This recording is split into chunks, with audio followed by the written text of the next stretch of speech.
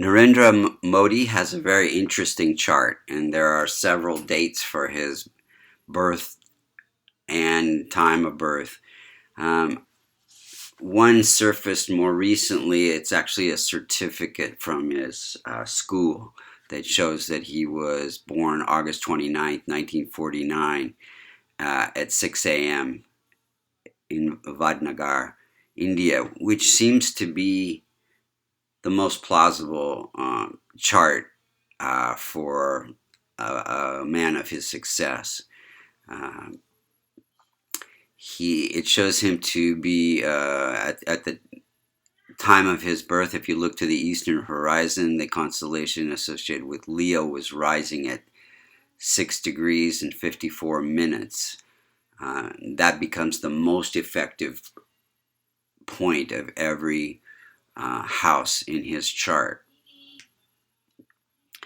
In a Leo rising sign, we look to see what are the functional benefic and malefic planets in his chart. Any multicona sign, 1, 4, 5, 7, 9, and 11, that falls in the 6th, the 8th, or the 12th house becomes functional and malefic. And in a Leo rising chart, the 4th sign, Cancer, ruled by Moon, Moon becomes functional malefic for a Leo chart, as well as Rahu and Ketu, which are functionally malefic for every sign.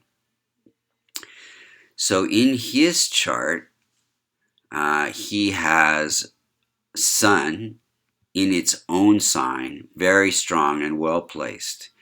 Sun now, Leos are it's a fixed fire sign. And fixed means that he's very stable, but also can be controlling.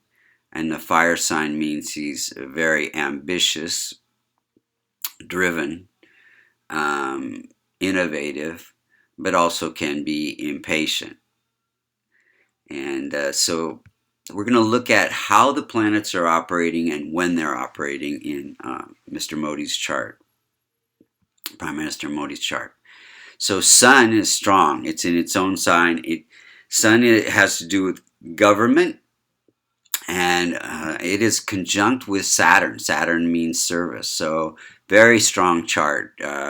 Life. The first house is life purpose. Life purpose through serving in high government position, political position. So this is a very, very good chart for a successful politician. Moon is, because it's the functional malefic, it is ruling the 12th house of separation, loss, but also enlightenment, gives spiritual insight. And it is placed in the house of self-expression. So this makes Mr. Modi very compassionate, spiritual, and in working with the public. He has very strong spiritual tendencies, which he expresses to the public, a leader of the public, a spiritual leader in a sense. Moon also being ruler of that 4th house means that you would leave your ancestral home and you are comfortable living in foreign places. Foreign, not necessarily out of India, but more than 500 miles away from home. But he is comfortable leading with foreign governments, probably more so than his own government. Mars is debilitated, and it is weak at 1 degree, ruling the house of good fortune in the house of enlightenment, but also losses, expenses. So Mars gives spirit ambition for spiritual, for enlightenment, for spiritual ambitions, and it also gives him a strong ability, fighting instinct. I mean, he's been embroiled in lots of controversies, separations in his government, and gives him a very strong ability to fight back. Mercury, probably his second best planet, is exalted in its own sign, in the house of fame and recognition and wealth, and it gives very persuasive speech and fame and recognition. Jupiter is very weak at 29 degrees in old age. Any planet that's more than 25 degrees or less than 5 degrees becomes weak, and it is in its own sign in the house of children, and so it limits the amount of children. He had no children. Venus is at 17 degrees. It's ruling the house of self-expression, business, entrepreneurial success, and it's placed in that second house of fame and recognition, continuation of the marital bond. It's debilitated, and so Venus also represents wife. So it's very weak, and so it gives the separation from wife. They were married, and then he just pretty much didn't see her after that. Saturn is at 15 degrees, rules the 8th house of partnerships and marriage, and it is conjunct Sun in that first house.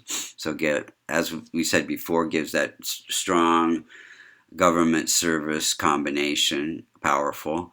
But also at the same time, it has this, gives problems with marriage, limits marriage. Rahu Ketu, functional malefics. I forgot to mention that Mercury at 7 degrees is very close to the MEP, so that even gives it more strength and power. Rahu and Ketu are at 24 degrees, but they're not afflicting anything. They afflict or aspect 5, 7, and 9 houses away, and so they're causing no problems in his chart. So they effectively become benign, as well as Moon. Moon is not, it's not close to the most effective point, and so it aspects 7 houses away. So nothing at 7, and nothing at 24 that could be causing any within 5 degrees of 24 degrees. So only impact comes when planets are within 5 degrees of each other. So the only conjunction here is the Saturn Sun, which is actually a good thing for his political success.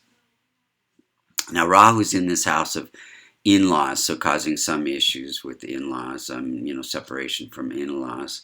But it gives him spiritual ambition to research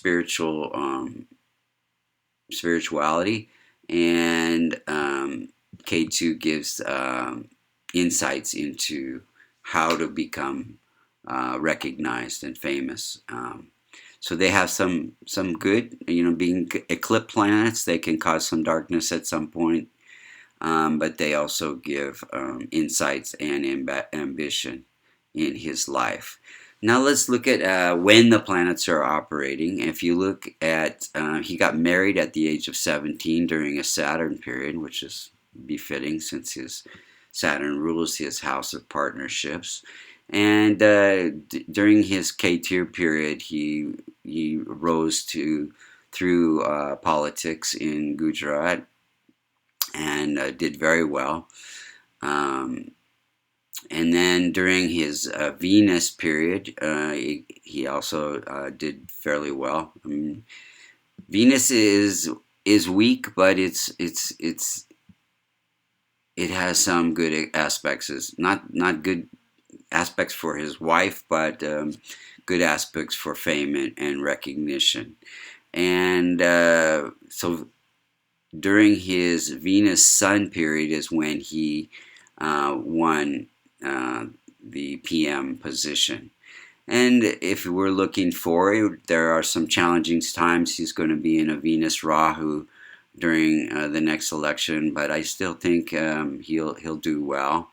I think it's the spiritual aspect that people appreciate. He has a strong connection with the masses and a strong desire to make business thrive. Mercury is business, so that's his exalted planet. So I think he still will do well. And after that, he goes into I think a K2 Saturn. No, excuse me. Venus Rahu, and then a Venus Jupiter, which will also be good for him, even though it is weak. So these are the points for Narendra Modi's chart. If you want to learn more about transformational Vedic astrology, you can see our website, American Institute of Vastu.com, or vastucreations.com to get a reading, or take our certification course on American Institute of Vastu.com.